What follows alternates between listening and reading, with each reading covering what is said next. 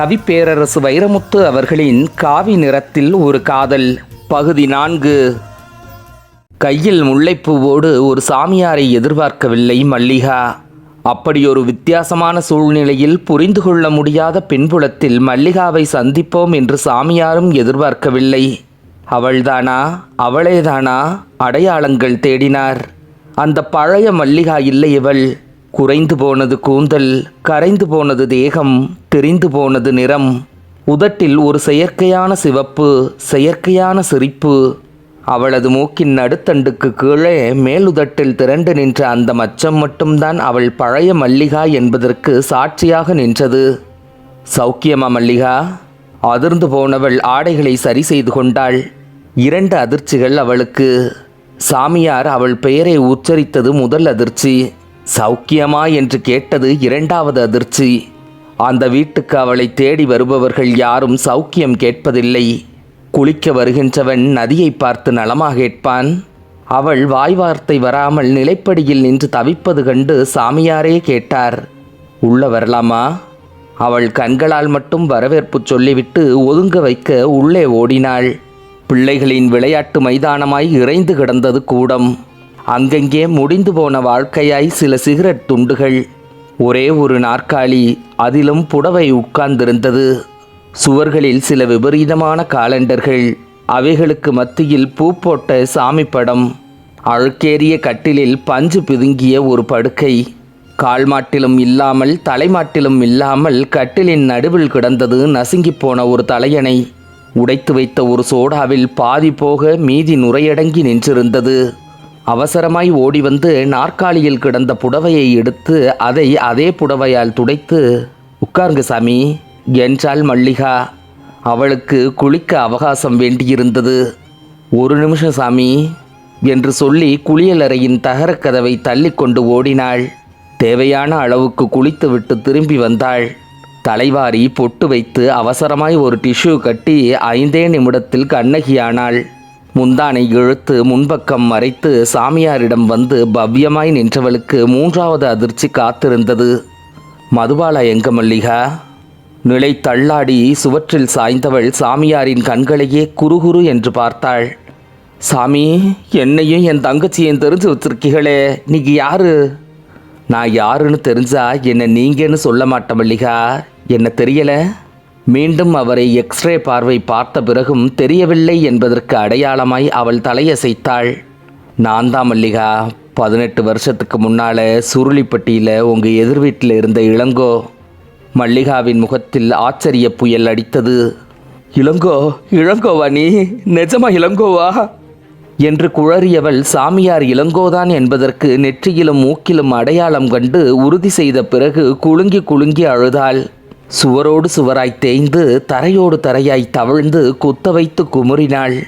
18 வருஷத்துக்கு அப்புறம் உன்னை நான் இந்த கோலத்தில் பார்ப்பேன்னு நினைக்கலையே இளங்கோ. கண்ணீருக்கிடையில் அவள் வார்த்தைகள் கரைந்து கரைந்து வந்தன. சாமியார் தலையை அசைத்து அவள் முகம் பார்க்க மறுத்து தன் பார்வையை வேறு திசையில் வீசியபடியே சொன்னார், 18 வருஷத்துக்கு அப்புறம் உன்னையும் நான் இந்த கோலத்தில் பார்ப்பேன்னு நினைக்கலையே மல்லிகா. அவள் அழுகை சட்டென்று நின்றது. இதோ பாரு இளங்கோ, எல்லாரும் சொல்கிற மாதிரி இந்த தொழிலுக்கு நான் விருப்பம் இல்லாமல் வரலை, விரும்பித்தான் வந்தேன்.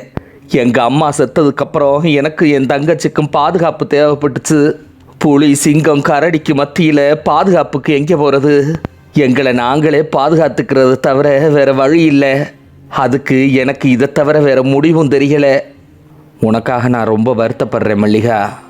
மல்லிகா சோகமாய் சிரித்தாள். ஏதாவது ஒரு வகையில் நீ என் மேலே வருத்தப்பட்டு தான் ஆகணும். மானத்துக்கு பயந்து நான் செத்து போயிருந்தேன்னா என் சாவுக்காக நீ வருத்தப்பட்டிருப்ப. இன்னைக்கு மானத்தை சாகடிச்சுப்புட்டு நான் வாழ்ந்துக்கிட்டு இருக்கேன்ல, என் வாழ்க்கைக்காக வருத்தப்படுற. என்ன பண்ணுறது, இந்த சமூகத்தில் ஆம்பளைக்கு இருக்கிற வசதி பொம்பளைக்கு இல்லையே. சாமியாரின் கேள்வியிலும் பார்வையிலும் அலட்சிய வாசனை அடித்தது. சாகிறதுக்கும் சம்மதம் இல்லை, வாழ்கிறதுக்கும் வசதி இல்லை. இப்படி ஒரு நிலையில் ஆம்பளைக முடிவெடுத்தா அதுக்கு பேர் சந்நியாசம், பொம்பளை முடிவெடுத்தா அதுக்கு பேர் விபச்சாரம். சாமியார் பொறுமை கடந்தார். மல்லிகா, உபதேசம் கேட்குற எல்லையெல்லாம் நான் கடந்துட்டேன். இப்போ மதுபாலா எங்க? அவளை கூப்பிடு. தற்காலிகமாக ஒத்தி வைத்திருந்த மல்லிகாவின் அழுகை மீண்டும் அடை உடைத்தது.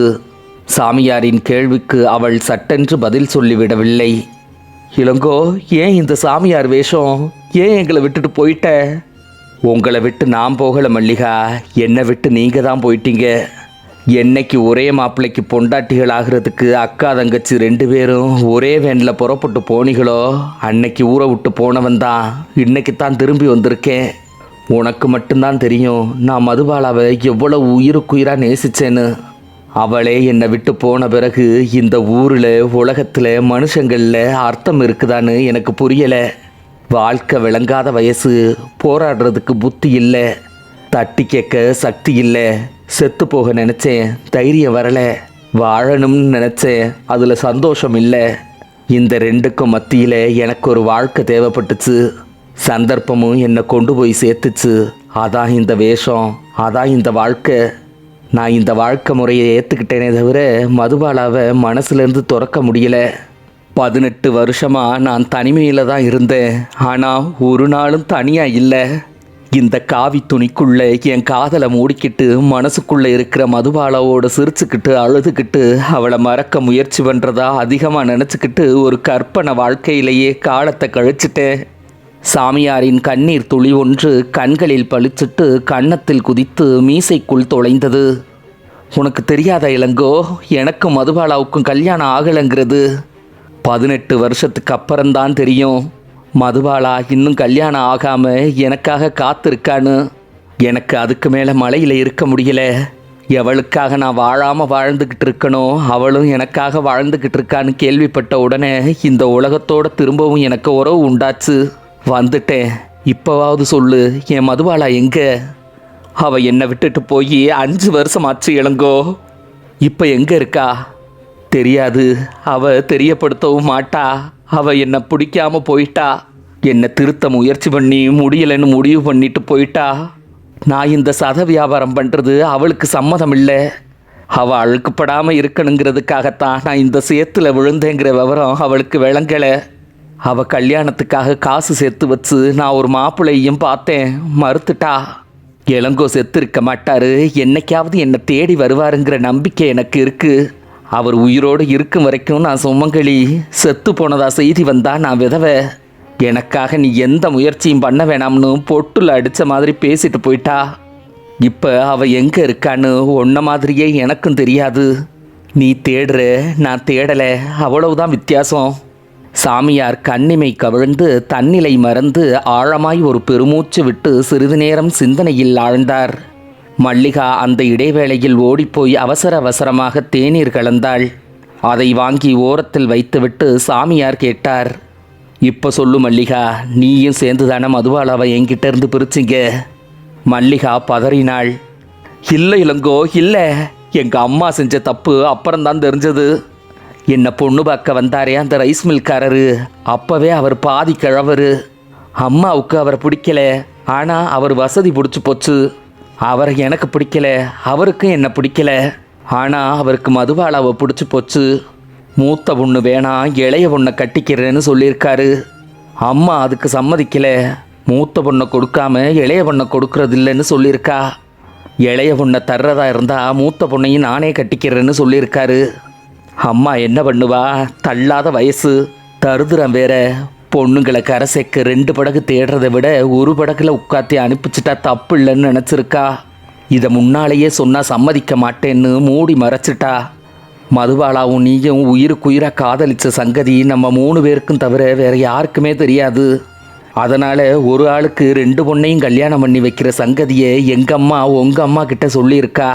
அதுக்கு நாங்கள் 2 பேரும் சம்மதிச்சிட்டோம்னு மட்டும் பொய் சொல்லியிருக்கா. அதைத்தான் உங்கள் அம்மா உனக்கு சொல்லியிருக்கா. நீ அதை நம்பிக்கிட்டு விஷயம் தெரியாமல் வீட்டை விட்டு ஓடி போயிட்ட. மல்லிகா மௌனத்தில் இடைவெளி விட்டாள். அந்த மௌன கணம் தாங்க முடியாமல் சாமியார் தவித்தார். அப்புறம் என்னவாயிற்று என்ற கேள்வி அவர் கண்களில் பிதுங்கியது. எப்போ அந்த விஷயம் மதுபாலா காதுக்கு எட்டுச்சோ அப்போவே எங்களை விட்டுட்டு உங்கள் வீட்டுக்குள்ளே போய் கதவை சாத்திக்கிட்டா.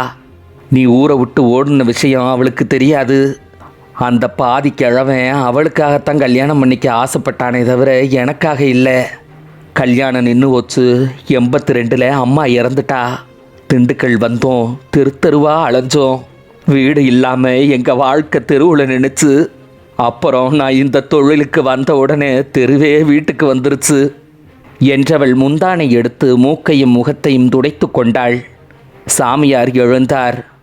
டீ சாப்பிடவே இல்லையே என்றாள். அவர் சைகையால் மறுத்தார். மதுபாலா கடைசியாக எங்கே இருந்தான்னு தெரியுமா மல்லிகா? திருச்சியில் ரேடியோ ஸ்டேஷனில். நான் வாரேன். 2-8 வைத்தவர் திரும்பினார். உனக்கு யாரும் பூ வாங்கிட்டு வரமாட்டாங்கல்ல, இதை நீயே வச்சுக்க என்று பூவை கொடுத்துவிட்டு புறப்பட்டார். திண்டுக்கல்லுக்கும் திருச்சிக்கும் எவ்வளவு தூரம்? பகுதி 5. திருச்சியும் தான் மாறிவிட்டது. ஒரு காலத்தில் நெல் முளைத்த இடங்களில் கட்டடங்கள் முளைத்திருந்தன. ஒரு காலத்தில் ஊரை சுற்றியிருந்த சோலைகளில் கூடு கட்டியிருந்த குயில்களை வெளியேற்றிவிட்டு அந்த இடங்களை மனிதர்கள் ஆக்கிரமித்திருந்தார்கள். நகரமாய் இருந்தாலும் ஒரு காலத்தில் ஒரு மெல்லிய கிராமத்து சங்கீதம் எங்கோ ஒரு தூரத்தில் கேட்டுக்கொண்டே இருக்குமே, எங்கே அது இப்போது? ஒரு காலத்தில் எந்திரங்களுக்கு மத்தியில் கூட பூ பூக்கின்ற வாழ்க்கை இருந்ததே திருச்சிக்குள். இன்று பூக்களை கூட எந்திரங்கள் பூப்பது மாதிரி தெரிகிறதே, என்ன இது? எங்கோ ஓர் உயிரின் இழை அருந்திருக்கிறது. எங்கோ ஒரு சுதி சில சென்டிமீட்டர் விலகி இருக்கிறது. இது என்ன விஞ்ஞானத்தின் ரசமாற்றத்தால் ஏற்பட்ட விளைவா? மனிதர்களின் புற வாழ்க்கை போராட்டங்கள் அக வாழ்க்கையை மெல்ல மெல்ல அரித்து விட்டனவா? ஒரு நீண்ட இடைவேளைக்கு பிறகு இந்த பூமியை மனிதர்களை சந்திக்க வந்த சாமியாருக்கு வித்தியாசங்களை விளங்கிக் கொள்ள முடிந்தது. திருச்சி பஸ் ஸ்டாண்டில் இறங்கிய போது சாமியாருக்கு இன்னொரு உலகம் திறந்து கொண்டது. எவ்வளவு மனிதர்கள், தேனடை ஈக்களாய். சும்மா சொல்லக்கூடாது, தமிழ்நாட்டில் போக்குவரத்து துறை அசுரவேகத்தில் வளர்ந்திருக்கிறது. ஆனால் எங்கே போகிறார்கள் இந்த மனிதர்கள்? என்ன பயணம் இது? பண்பாட்டு பயணமா, பணப்பயணமா? இல்லை, இந்த இடைக்காலத்தில் 2க்கும் கள்ள உறவு வந்து விட்டதா? இறங்கி நடந்தார் சாமியார். தூரத்தில் டியூப்லைட்டுகளின் விசிறியடித்த வெளிச்சம். எவனோ ஒளிபெருக்கியில் எச்சில் துப்பிக்கொண்டே பேசிக்கொண்டிருந்தான். அந்த சத்த போதையில் சொக்கிப்போய் பரவலாய் பரவி இருந்தார்கள் மக்கள். உணர்ச்சியின் உச்சத்தில் ஏறி சுதியில் கலந்த பேச்சாளன் சோதியில் கலந்து கொண்டிருந்தான். அடிக்கடி அரைகூவல் விட்டான், அடிக்கடி சோடா குடித்தான், அடிக்கடி வேட்டியை அவிழ்த்து கட்டினான். கூட்டத்தை துளைக்க முடியாத சாமியார் ஓரமாய் வழிகேட்டு ஒதுங்கி நடந்து கொண்டிருந்தார். அடிக்கடி கைதட்டல் சத்தம் பேச்சாளனின் காதுக்கு சாராயம் ஊற்றியது. அவன் தன்னிலை இழந்தான். என்னமோ சொன்னியே, உன் தலைமை செத்தான், அவ்வளவு கூட்டம் வந்துச்சு, இவ்வளவு கூட்டம் வந்துச்சுன்னு. உனக்கு நான் அரைகூவல் விடுறேன், என் தலைவன் மட்டும் சாகட்டும், வந்து பாரு, உன்னால என்ன முடியுமா? கூட்டம் விசிலடித்தது. கைதட்டி அந்த மாபெரும் அரைகூவலை வழிமொழிந்தது. சாமியார் சட்டென்று நின்றார். இந்த மாதிரி கூட்டங்களில் சின்ன வயதில் அவர் தமிழ் கேட்டதுண்டு, கொள்கை கேட்டதுண்டு, தர்க்கம் அறிந்ததுண்டு, வரலாறு தெரிந்ததுண்டு. இன்றென்ன, இது என்ன? தனிமனித தாக்குதல்கள், தர்க்கமற்ற பேச்சுக்கள், சொல்பவர்கள் நாக்கையும் கேட்பவர்களின் செவியையும் சுடுகின்ற சொற்கள். ரெக்கார்ட் டான்ஸுகள் முடித்து வைக்கப்பட்ட இடங்களில் பொதுக்கூட்டங்கள் தொடங்கப்பட்டு விட்டனவா? மாவீரன் மதனகோபால் வாழ்க, மாவீரன் மதனகோபால் வாழ்க! கூட்டம் குபுக்கென்று பற்றியது. கூட்டத்தை துளைத்து கொண்டு வந்த காரை வரவேற்ற கூட்டம் முற்றுகையிட்டது. போலீசாரின் விளக்குதலை தாண்டி கூட்டம் அலைவாய்ந்தது. சற்றே விலக முயன்ற சாமியாரை ஒரு சின்ன சுழல் சுற்றி கூட்டத்தின் மத்தியில் தள்ளியது. சிக்குண்டு தள்ளுண்டு நசுக்குண்டு நிலைகுலைந்த சாமியார் மீது கண்டறியாத லத்தி வேறு கொத்தி முடித்தது. நிறுத்துங்க, யோ நிறுத்தியா! வண்டியை விட்டு மாவீரன் மதனகோபால் சரசரவென்று இறங்கி வந்தான். தள்ளப்பட்டு சாய்ந்து கிடந்த சாமியாரை ஆதரவோடு தூக்கி அணைத்து கொண்டான். ஏயா, காக்கி சட்டை போட்டா காவி சட்டை கூட கண்ணுக்கு தெரியாதா? போலீஸ்காரர்களை புரிந்து தள்ளிவிட்டு, சாமிகள் மன்னிக்கணும் என்று பணிந்து பேசினான். நிமிர்ந்த சாமியார் அவன் நெற்றி பார்த்தார். அந்த தழும்பு எப்போதோ பழக்கமான பழைய தழும்பு. சுருட்டை முடி, உதடுகள் மூட முயன்று தோற்று போகும், வாயில் சிங்கப்பல். அவன் அதே மதனகோபால்தான். சுருளிப்பட்டி பள்ளியில் கோனார் நோட்ஸ் எடுத்து ஒழித்து வைத்து கொண்டு கேட்கப்போன என்னை அடித்து பதம் பார்த்த அதே மதனகோபால்தான். உட்காருங்க சாமி என்று காருக்குள் கைபிடித்து இழுத்து உட்கார்த்தினான். மேடையை நோக்கி கார் நகரவும், எந்த ஊர் சாமி உங்களுக்கு என்றான். சாமியார் புன்னகைத்து கொண்டே, என்ன தெரியலையா என்றார். தெரியலையே. நல்லா பாரு, தெரியும். தெரியலையே சாமி. நல்லா பாரு, இன்னும் நல்லா பாரு. மாவீரன் மதனகோபால் பொறுமை இழந்தான். நீங்கள் என்ன திருவிளையாடல் சிவபெருமானா? சொல்லுங்க சாமி. நான் தான் இளங்கோ, சுருளிப்பட்டியில் உன் கிளாஸ்மேட்டு. மதனகோபால் சற்றே யோசித்தான். புருவம் சுருக்கி கண்கள் எடுக்கி சாமியாரை பார்த்தான். இளங்கோவா? இளங்கோவா நீங்கள் இல்லை, நீ என்றார் சாமியார். என்னையா என்னையா இது வேஷம் என்று பதறினான் மதனகோபால். அதற்குள் மேடை வந்துவிட்டது. சாமியாரை பரபரவென்று இழுத்து கொண்டு மேடைக்கு ஓடினான். மாவீரன் மதனகோபால் வாழ்க! மாவீரன் மதனகோபால் வாழ்க! திடீரென்று மேடையில் அமர்த்தி வைக்கப்பட்ட சாமியாரால் இருக்கவும் முடியவில்லை, இறங்கவும் முடியவில்லை. மதனகோபாலின் பக்கத்தில் அமர்வதற்கும் அவரோடு பேசுவதற்கும் தங்கள் இருப்பை காட்டிக்கொள்வதற்கும் அவன் கவனத்தை ஈர்ப்பதற்கும் மேடையில் இருந்த பலர் குட்டிக்கரணம் அடிப்பதை தவிர எல்லா முயற்சிகளிலும் ஈடுபட்டு கொண்டிருப்பதை சாமியார் கவனித்தார். பள்ளிக்கூடத்திலேயே கோயில் மாடு என்று பெயர் எடுத்தவன் இன்று எவ்வளவு முக்கியமான ஆளாகிவிட்டானா? ஒருவேளை அதுதான் இதற்கு மூலமா? அடுத்து செல்வி புன்னகை அவர்கள் நம்மிடையே சில நிமிடம் பேசுவார் என்று ஒருவர் அவசரமாய் அறிவித்துவிட்டு உட்கார்ந்தார். பின் வரிசையிலிருந்து ஒரு தாவணி சிட்டு தவழ்ந்து வந்தது.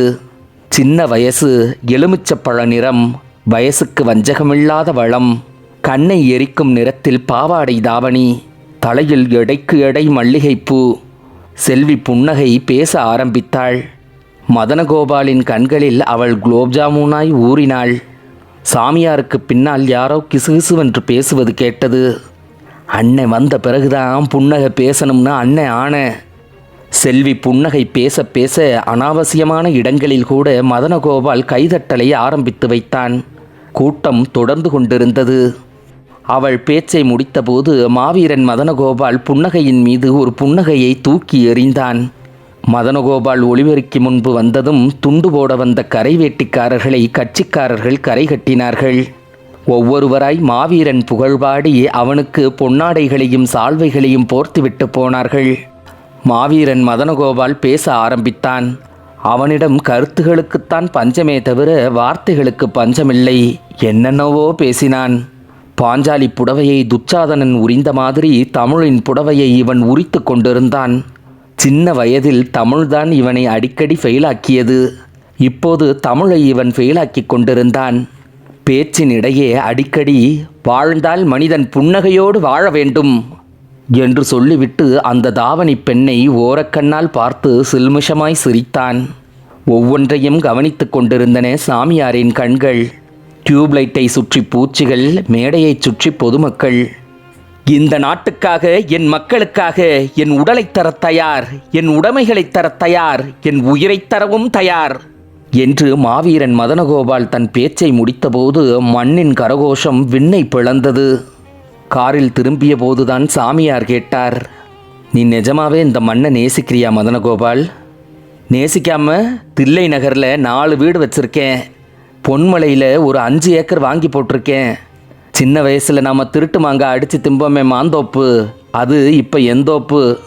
இவ்வளவு சொத்தை எனக்கு கொடுத்துருக்கே, இந்த மண்ணை நேசிக்காமல் என்ன பண்ண சொல்கிற என்று நிஜம் பேசினான் மதனகோபால். சாமியார் பெருமூச்சு விட்டுக்கொண்டே காருக்கு வெளியே கண்களை போட்டார். முன்சீட்டில் உட்கார்ந்து பொன்னாடைகளை மடித்து கொண்டிருந்த அணுக்க தொண்டன், மொத்தம் 18 உருப்படி தலைவா என்றான்.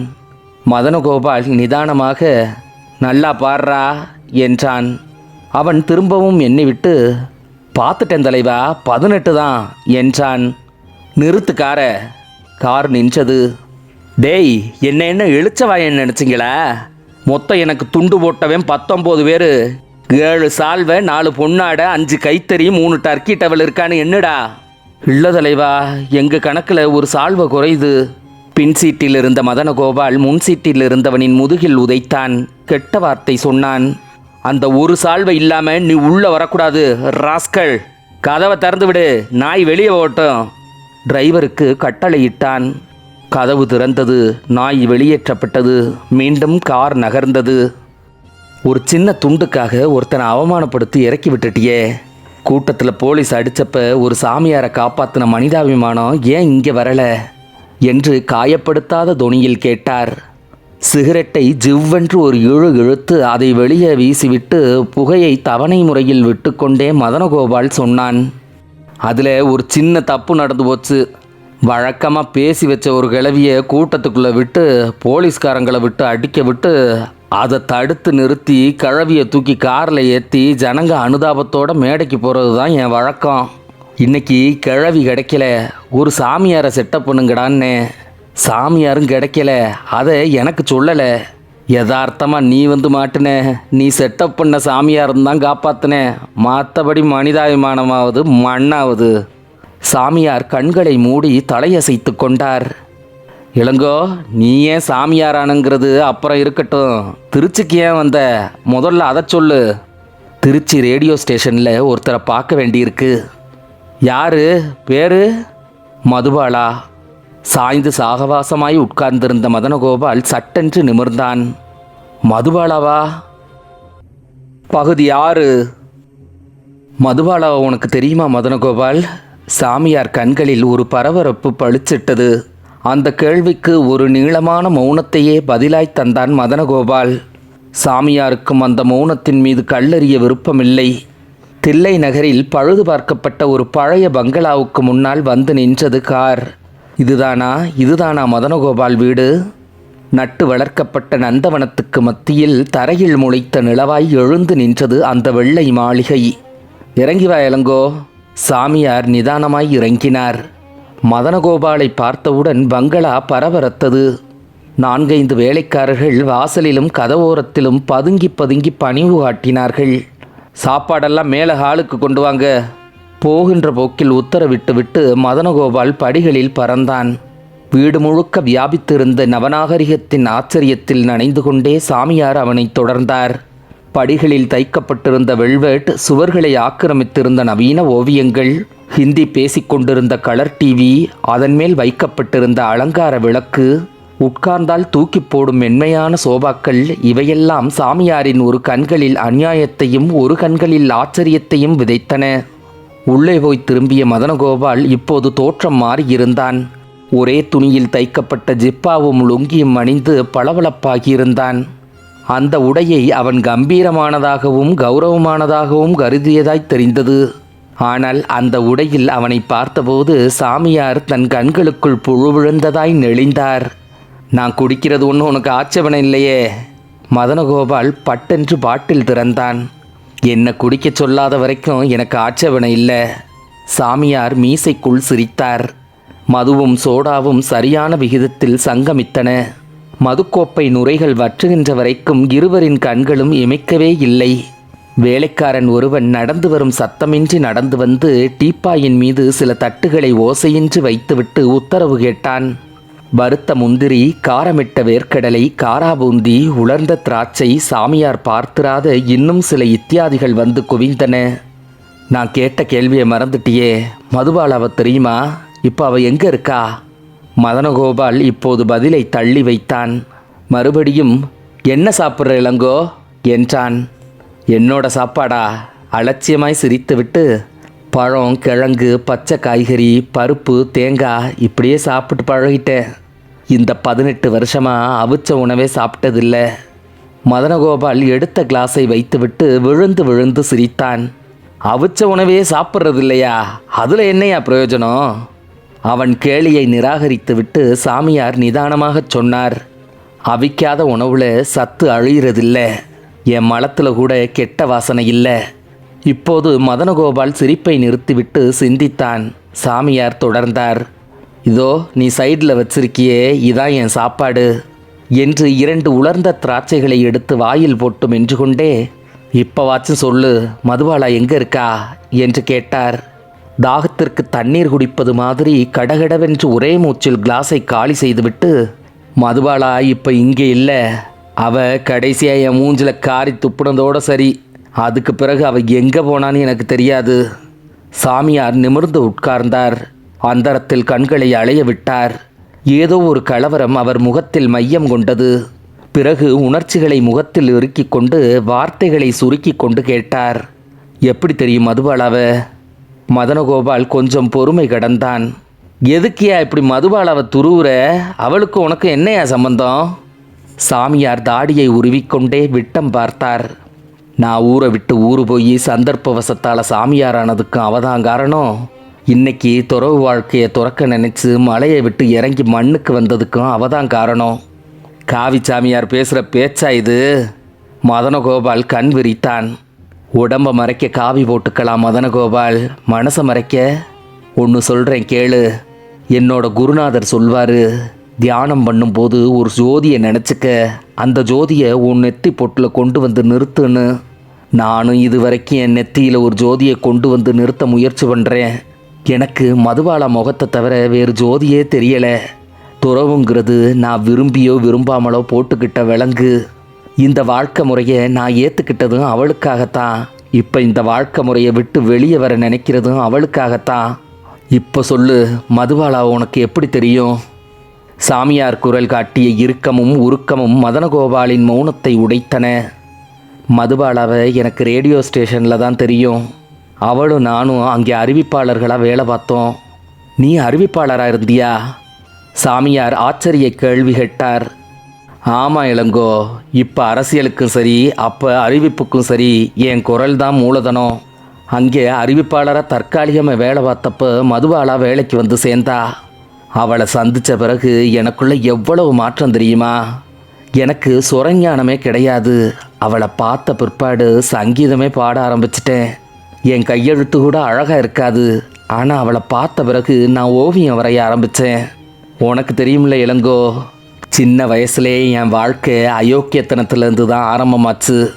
திருட்டு, குடி இதெல்லாம் என்னோட 14 வயசு பழக்கம். 16 வயசுலேயே ஒரு 36 வயசு பொண்ணோட சிநேகிதம் வச்சுக்கிட்டேன். தப்போ ரைட்டோ சத்தம் போட்டு மட்டும் பேச கற்றுக்கிட்டேன். அயோக்கியனாக இருக்கிறது அது ஒரு வாழ்க்கை முறைன்னு நினச்சிக்கிட்டேன். பணம் கொடுத்து பாஸ் பண்ணேன். கொடுத்த பணத்தை அந்த வாத்தியார் வீட்டிலையே திருடினேன். ரேடியோ ஸ்டேஷனில் எனக்கு ஒரு புது வாழ்க்கை ஆரம்பமாச்சு. அப்போ தான் மதுபாலா ரேடியோவுக்குள்ளேயும் என் வாழ்க்கைக்குள்ளேயும் வந்தா. பொம்பளைகளை சதையாக மட்டுமே பார்த்து பழகின எனக்கு அதுக்கு மேலே ஒரு விஷயம் இருக்குன்னு உணர்த்தினவ அவ தான். முதலாக நான் மனுஷனாக ஆசைப்பட்டது அவளுக்காகத்தான். அவகிட்ட எனக்கு பிடிச்சது மனுஷங்களை விட்டு ஒதுங்கி இருக்கிற ஒதுக்கம்.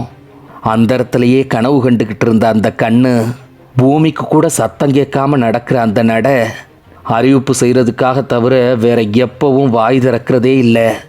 என் மனசில் ஒரு ரெக்கார்டு சுற்றுற மாதிரியே சுற்றிக்கிட்டு இருந்தா. அவளை நான் மனசார நேசித்தேன். எனக்கு பிடிச்ச பொம்பளைகளை பார்த்தா வந்துட்டு வாரியான்னு கேட்குறது தான் என் வழக்கம். ஆனால் முதலாக என்னோட வாழ வாரியான்னு கேட்கணுன்னு தோணின ஒரே பொம்பளை அவ தான். அவளை நான் மனசார காதலிச்சேன். நீ நேசிச்ச, அவ உன்னை நேசிச்சாளா? சட்டனை கேட்டார் சாமியார். அதானே என் ட்ராஜடி என்ற மதனகோபால் கிளாஸை இன்னொரு முறை நுரைக்க வைத்தான். கடகடவென்று 2ஆம் கிளாஸை குடித்து முடித்தான். ஏசி அறையிலேயே அவனுக்கு வியர்த்தது.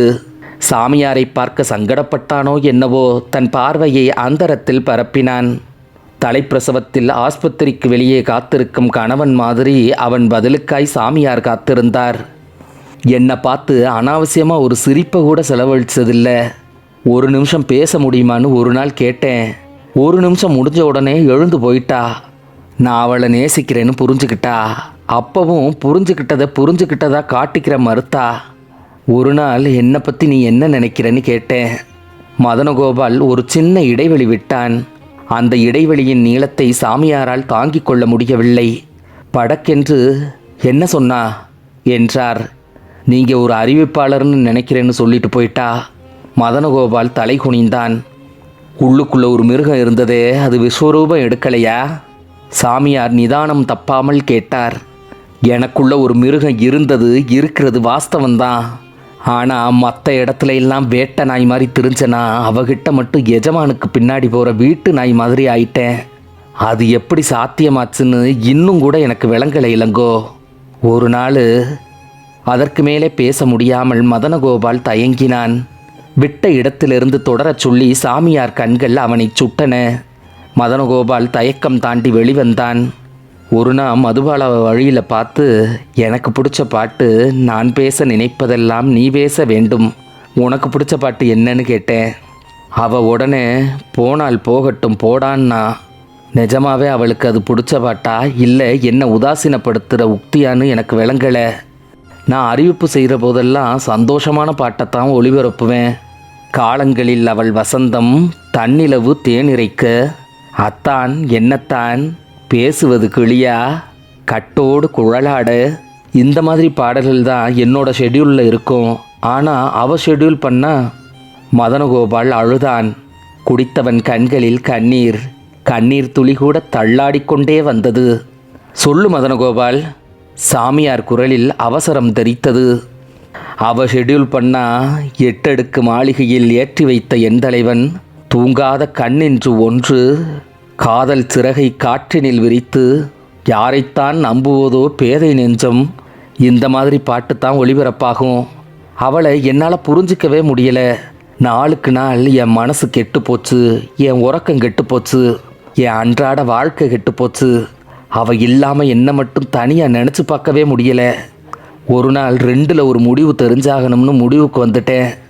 ஒரு நாள் 2 பேருக்கு நைட் டியூட்டி. அன்னைக்கு தான் எங்கள் விவகாரம் தெருவுக்கு வந்துச்சு. அப்படின்னா என்றார் சாமியார் ஆத்திரமாக. அன்னைக்கு நானும் அவளும் மட்டும்தான் நைட் டியூட்டியில். திரைகானம் ஒளிபரப்பாகிட்டு இருந்தது. ராத்திரி தனிமை, மௌனம், என் ஏக்கம் எல்லாம் சேர்ந்த ஒரு சூழ்நிலையில் நான் ஒரு மாதிரி ஆகிட்டேன். ரெக்கார்டிங் எடுத்து கொடுக்குற சாக்கில் அவள் கையை பிடிச்சேன். ஐ லவ் யூ மதுபாலான்னு என் கன்னத்தில் ஓங்கி அடித்து, கையை விடுறா ராஸ்கல் அப்படின்னு கத்துனா. அந்த நேரத்தில் மைக் ஆனில் இருந்திருக்கு. நான் ஐ லவ் யூன்னு சொன்னது, கன்னத்தில் அடித்தது, கையை விடுறா ராஸ்கல்னது எல்லாமே ரேடியோவில் ஒளிபரப்பாயிடுச்சு. அடுத்த நாள் பார்த்தா ரேடியோ ஸ்டேஷன் வாசலில் பெரிய மக்கள் கூட்டம், ஏகப்பட்ட ஆர்ப்பாட்டம். இது வானொலி நிலையமா வாட்சாயனர் கூட்டமானு கோஷம். எங்கள் 2 பேர் சீட்டும் கிழிஞ்சது. விவரம் தெரிஞ்ச பிறகு நான் முறையாக அழுதது அப்பத்தான். அவகிட்ட ஓடுனேன், அழுதுகிட்டே மன்னிப்பு கேட்டேன். அவள் ஒன்றுமே பதில் சொல்லலை. நீ பேசினாலும் பேசலைனாலும், நீ என்னை மன்னிச்சாலும் மன்னிக்கலைனாலும், இன்னும் கூட ஐ லவ் யூ மதுபாலா அப்படின்னு சொன்னேன். அதுக்கு அவள் சொன்ன வார்த்தை தான் இன்னும் என் மனசில் ஆணி அடித்த மாதிரி பதிஞ்சிருக்கு. என்ன சொன்னா மதனகோபால்? கல்யாணம் ஆன பெண்ணை காதலிக்கிறது பண்பாடு இல்லை மதனகோபால். இதுதான் மதுபாலா கடைசியாக எனக்கு சொன்ன வார்த்தை.